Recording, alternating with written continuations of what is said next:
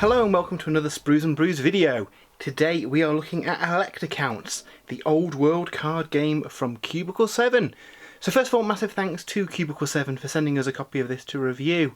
This is essentially an in-universe card game that is in the Warhammer Fantasy, the old world universe, that essentially people would play in the taverns and stuff there. You could well use this to have a physical card game in the middle of your Warhammer Fantasy Roleplay game for super immersion, but it is kind of built as its own standalone Warhammer Fantasy based card game, and it looks really cool. Let's have a look on the back and see how it works. Essentially, you represent the various factions of the Elector Counts, battling over who's taken over the reign since the death of the Emperor. So you've got a bit of a civil war going on. I suspect this may be the theming of the old world miniatures game when it comes out as well, that kind of era in time. But yeah, essentially we've got these different Empire factions all vying for control of the Empire itself. So each player will get different territories, they'll send out armies to attack, you'll put units to defend, and lots of shenanigans in a cool board game kind of format. 20 to 40 minutes, 2 to 4 players. I will state that some of the rules are amended for 2 players, so ideally with some of the mechanics I think 3 or 4 players works best, but you can easily play it with 2. So let's crack this open and see what we get in the box.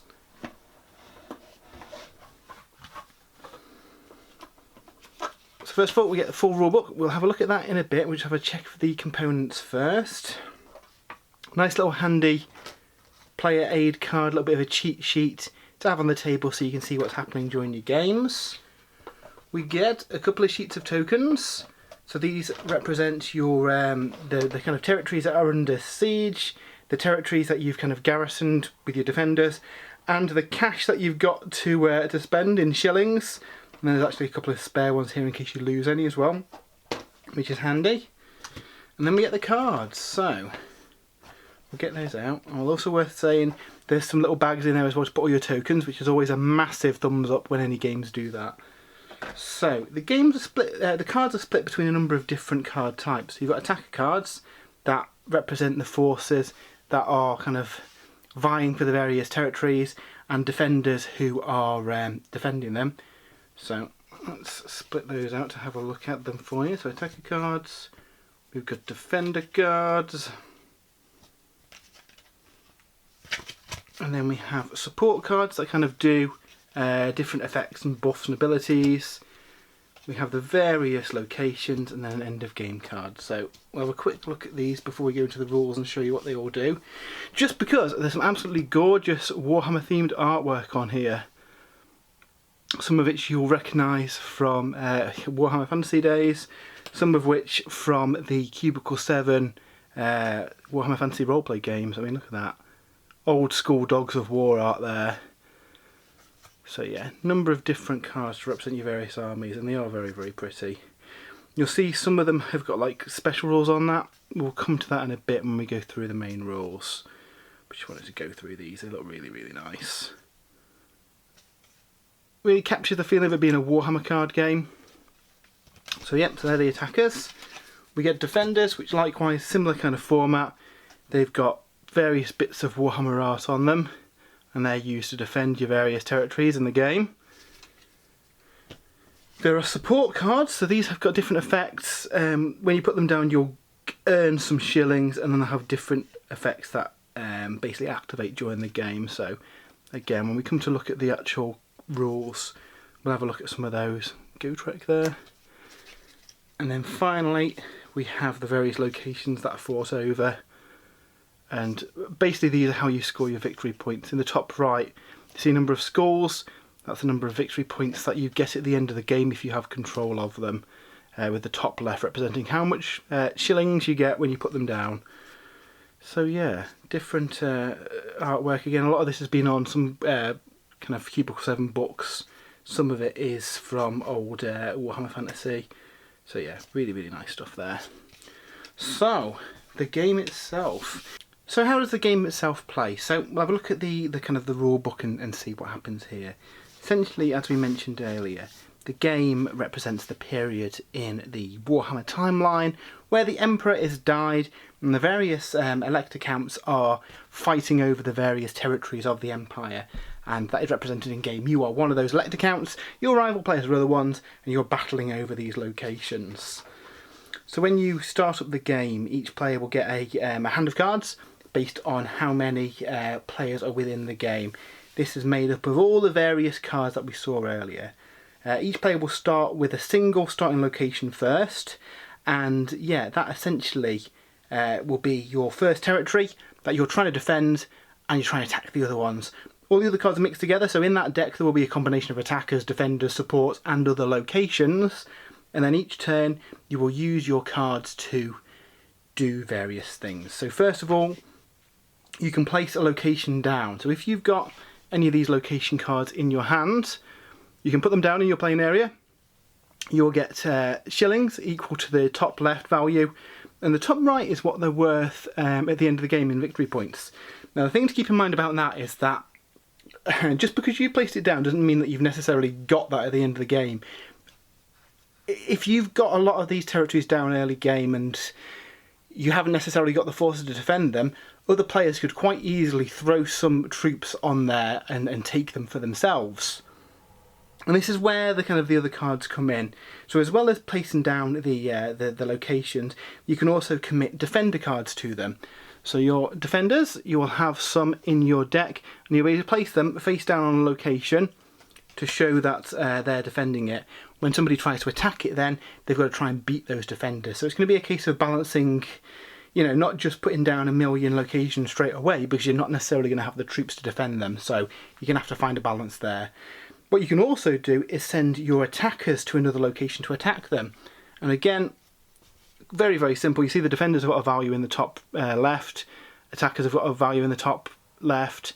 If you can beat the defender's value, you basically take them. If you're equal or less, the defenders defeat you. So, as you can see though, these have got a wide range of different numbers on them. And some of them have also got little keywords at the bottom. So, the Luminarch of Heesh has got allied colleges of magic. That means it can be put in an army, essentially, with other colleges of magic things. So, yeah, part of your kind of strategy is going to be working out where you place those forces. You know, do you maybe throw away a cheap little throwaway 2 attack unit just to get on a location and force your opponent to put some forces there? Depends. Because if the defender wins the fight, they take both the attackers and defenders, they go back in the discard pile, and they get to put a garrison token on. What a garrison token means is that the next time that somebody attacks it, they just remove the garrison token without having to remove the defenders, and you lose those attackers. So it basically gives that location an extra life, if that makes sense. Over the course of the game, you are trying to get 5 garrison tokens down or 5 siege tokens down. Now siege tokens is a similar concept where if you send your attackers against a location that hasn't got any defenders, you put down a siege token. So a lot of the back and forth of the game is trying to maximise things to get those 5 tokens. If you haven't got 5 of each, if you can get a combination of 8 across the 2 of them, that will also end the game. And then finally, in the deck, and the deck's kind of constructed in a certain way, there will be an end of game card, and when that comes up, the game ends as well. So yeah, there's a few different things with the clock ticking in the background and working out how many of these different locations you've got control of. Basically, at the end of the game, once any of those conditions have been met, the players will then count up the victory point value of the locations that they do have control of. So that includes ones that they've got a siege token on, or ones they've got a garrison token on, or they just kind of have troops on themselves that aren't contested. So yeah, it's quite fun and fast paced. I think there's going to be a few things that you have to keep in mind while playing as well. Obviously the various support cards will do some stuff like reveal various defenders, they'll reveal attackers, meaning you've got a bit of an advantage to find out you know, who's where and where to put your forces. There's also ones that affect all players as well. So for example, this one on the top, you get 1 shilling for each fortification token in the game. So again, you've got various different things to think about, which is pretty fun. Also, one of the other things that you need to be conscious of is that at the end of your turn, you've got to pass the next player 3 cards. You draw some new cards at the end, but you're going to have to be careful about what card you're giving to them, because if you can see on the table they've got various forces that could be allied with some of your cards, then maybe you want to give them some different ones, even if potentially that means some beneficial ones. So say, for example, they've not got many locations down, you might want to pass them some locations to encourage them to place them on the table that you could then take yourself with your own troops. You do have a little bank of 2 cards that you can kind of bank each turn as well. So yeah, though it's quite a quick, short game, I think there's a lot to think about, and it will take a couple of games to get the kind of strategy around it. I think it's going to be a very kind of simple to learn, difficult to master one. So yeah, that is a quick look at Elector Counts, the old world card game from Cubicle 7. Really looking forward to taking this along to kind of events and stuff to play, you know, between games of Warhammer over lunch and stuff. I think that'd be quite fun. And again, like I said earlier at the start of the video as well, if you are a player of Warhammer Fantasy Roleplay, then, you know, you could definitely bake this into your campaign and actually have a physical game of this mid-game, which would be pretty fun. So yeah, that's a bit of a first impression unboxing of that.